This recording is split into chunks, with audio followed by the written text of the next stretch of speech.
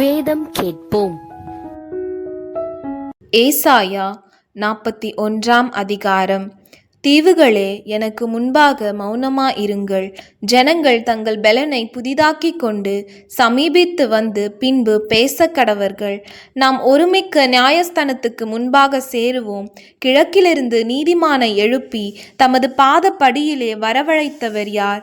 ஜாதிகளை அவனுக்கு ஒப்புக்கொடுத்து அவனை ராஜாக்களுக்கு ஆண்டவனாக்கி அவர்களை அவன் பட்டயத்துக்கு தூசியும் அவன் வில்லுக்கு சிதறடிக்கப்பட்ட தாளடியுமாக்கி அவன் அவர்களை துரத்தவும் தன் கால்கள் நடவாதிருந்த பாதையிலே சமாதானத்தோடு நடக்கவும் பண்ணினவர் யார்? அதை செய்து நிறைவேற்றி ஆதி முதற்கொண்டு தலைமுறைகளை வரவழைக்கிறவர் யார்? முந்தினவராயிருக்கிற கர்த்தராகிய நான் தானே, பிந்தினவர்களோடும் இருப்பவராகிய நான் தானே. தீவுகள் அதை கண்டு பயப்படும், பூமியின் கடையாந்திரங்கள் நடுங்கும். அவர்கள் சேர்ந்து வந்து ஒருவருக்கொருவர் ஒத்தாசை செய்து திடன்கொள் என்று சகோதரனுக்கு சகோதரனும் சொல்லுகிறான். சித்திர வேலைக்காரன் தட்டானையும் சுத்தியாலே மெல்லிய தகடு தட்டுகிறவன் அடைக்கல்லின் மேல் அடிக்கிறவனையும் உற்சாகப்படுத்தி இசைக்கிறதற்கான பக்குவம் என்று சொல்லி அது அசையாதபடிக்கு அவன் ஆணிகளால் அதை இறுக்குகிறான். என் தாசனாகிய இஸ்ரவேலே, நான் தெரிந்து கொண்ட யாக்கோபே, என் சிநேகிதனான ஆபிரகாமின் சந்ததியே, நான் பூமியின் கடையாந்திரங்களிலிருந்து உன்னை எடுத்து அதன் எல்லைகளிலிருந்து அழைத்து வந்து நீ என் தாசன், நான் உன்னை தெரிந்து கொண்டேன், நான் உன்னை வெறுத்து விடவில்லை என்று சொன்னேன். நீ பயப்படாதே, நான் உன்னுடனே இருக்கிறேன். திகையாதே, நான் உன் தேவன். நான் உன்னை பலப்படுத்தி உனக்கு சகாயம் பண்ணுவேன். என் நீதியின் வலது கரத்தினால் உன்னை தாங்குவேன். இதோ, உன்மேல் எரிச்சலாயிருக்கிற யாவரும் வெட்கி இளைச்சை அடைவார்கள். உன்னோடு வழக்காடுகிறவர்கள் நாசமாகி ஒன்றுமில்லாமற் போவார்கள். உன்னோடு போராடினவர்களை தேடியும் காணாதிருப்பாய். உன்னோடே யுத்தம் பண்ணின மனுஷர் ஒன்றுமில்லாமல் இல்பொருள் ஆவார்கள். உன் தேவனாயிருக்கிற கர்த்தராகிய நான் உன் வலது கையை பிடித்து பயப்படாதே, நான் உனக்கு துணை நிற்கிறேன் என்று சொல்லுகிறேன். யாக்கோபு என்னும் பூச்சியே, இஸ்ரவேலின் சிறு கூட்டமே, பயப்படாதே, நான் உனக்கு துணை நிற்கிறேன் என்று கர்த்தரும் இஸ்ரவேலின் பரிசுத்தருமாகிய உன் மீட்பர் உரைக்கிறார்.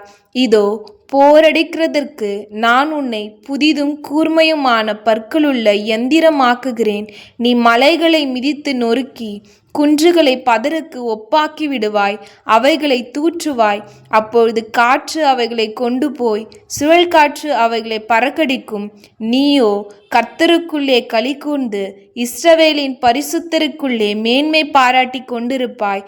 சிறுமையும் எளிமையுமானவர்கள் தண்ணீரை தேடி அது கிடையாமல் அவர்கள் நாவு தாகத்தால் வரலும்போது கர்த்தராகிய நான் அவர்களுக்கு செவி கொடுத்து இஸ்ரவேலின் தேவனாகிய நான் அவர்களை கைவிடாதிருப்பேன்.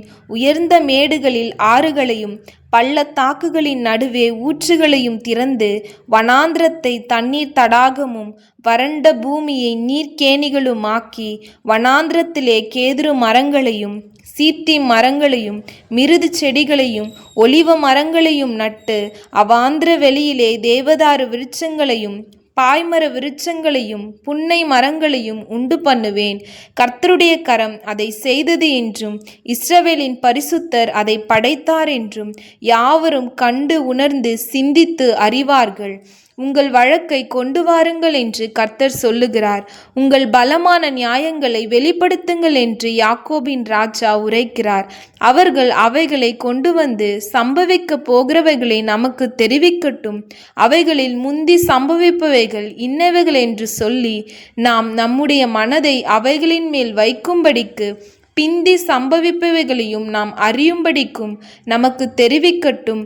வரும் காரியங்களை நமக்கு அறிவிக்கட்டும். பின்வரும் காரியங்களை எங்களுக்கு தெரிவியுங்கள். அப்பொழுது நீங்கள் தேவர்கள் என்று அறிவோம். அல்லது நன்மையாவது தீமையாவது செய்யுங்கள். அப்பொழுது நாங்கள் திகைத்து ஏகமாய் கூடி அதை பார்ப்போம்.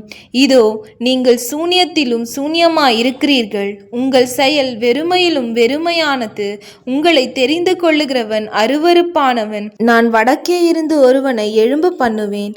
அவன் வருவான். சூரியோதய திசையிலிருந்து என் நாமத்தை தொழுது தொழுது கொள்ளுவான். அவன் வந்து அதிபதிகளை சேற்றை போலவும் குயவன் களிமண்ணை மிதிப்பது போலவும் மிதிப்பான். நாம் அதை அறியும்படியாக ஆதியில் சொன்னவர் யார்?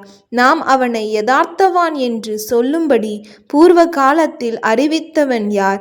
அறிவிக்கிறவன் ஒருவனும் இல்லையே, உரைக்கிறவனும் இல்லையே, உங்கள் வார்த்தைகளை கேட்டிருக்கிறவனும் இல்லையே. முதல் நானே சியோனை நோக்கி, இதோ அவைகளை பார் என்று சொல்லி எருசலேமுக்கு சுவிசேஷகரை கொடுக்கிறேன். நான் பார்த்தேன், அவர்களில் அறிவிக்கிறவன் ஒருவனுமில்லை.